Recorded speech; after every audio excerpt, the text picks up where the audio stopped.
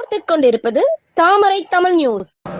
வட தமிழகம் ராணிப்பேட்டை ஜில்லாவினுடைய விஸ்வ இந்து பரிஷத் விளக்க கூட்டம். அதாவது இது முதலில் கொடியேற்றி அமைப்பினுடைய பெயர் பலகை திறந்து வழி வழியாக நடத்தக்கூடிய கோபூஜை என்று சொல்லக்கூடிய பசுமாட்டிற்கு பூஜை நடத்தப்பட்டு பிறகு ராமருடைய படத்தை ஊர்வலமாக எடுத்துகிட்டு வந்து எங்களுடைய இந்து முறைப்படி எங்களுடைய மதத்தையும் எங்களை சார்ந்துள்ள கோவில்கள் அனைத்தையும் நாங்கள் பாதுகாக்கக்கூடிய ஒரு அமைப்பாக உலகம் பூரா இது விஸ்வ இந்து பரிஷத் என்ற ஒரு பெயரில் நல்லா பண்ணிகிட்ருக்காங்க.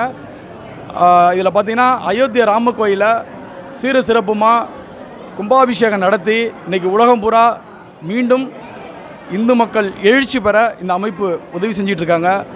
இது மூலயமா இந்த திமிரி ஒன்றியம் புங்கனூர் கிராமத்திலும் கோவில் நிகழ்ச்சிகள், கலை நிகழ்ச்சிகள் மற்றும் இங்கே நடக்கக்கூடிய கிராம அத்தனை நிகழ்ச்சிகளையும் மேம்படுத்தவும், இந்து மக்களினுடைய வாழ்க்கை முறையை மேம்படுத்தவும் அவர்களுடைய நலன்களை கருதி இந்த அமைப்பு செயல்பட்டு கொண்டிருக்கிறது. அதற்காக இங்கு கொடியேற்றுதல் மற்றும் மாநிலத்திலிருந்து இதற்காக சிறப்பு அழைப்பாளராக மாநில பொதுச் செயலாளர் அரசு வழக்கறிஞர் மதிப்பிற்குரிய ஐயா திரு பாலமணிமாறன்ஜி வந்திருக்காங்க. கோவில்கள் பாதுகாப்பு அமைப்பினுடைய மாநில மட்மந்திர் திரு வாலாஜா ராஜாஜி அவர்கள் வந்திருக்காங்க. காஞ்சி கோட்டத்தினுடைய செயலாளர் திரு கிருபானந்தஜி வந்திருக்கிறாங்க.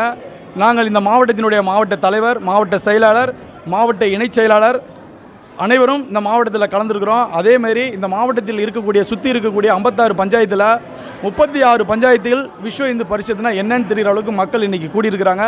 இது எல்லாத்துக்கும் இந்த நிகழ்ச்சி ஏற்பாடு செஞ்ச அத்தனை நல்ல உள்ளங்களுக்கும் நல்ல சீர சிறப்புமாக இந்த நிகழ்ச்சி நடைபெற்று கொண்டிருக்கிறது.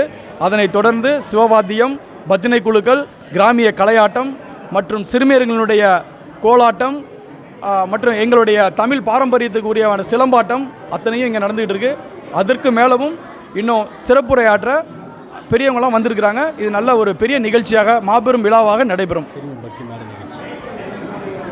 நன்றி. பாரத தேசத்தில் மட்டுமல்ல, பாரங்கும் உலகெங்கிலும் உள்ள இந்துக்களை ஒருங்கிணைத்து அவர்களுக்கு எந்த பிரச்சனையும் ஏற்படாமல் அவர்களது உரிமையை நிலைநாட்ட உருவாக்கப்பட்டதுதான் விஸ்வ இந்து பரிஷத்.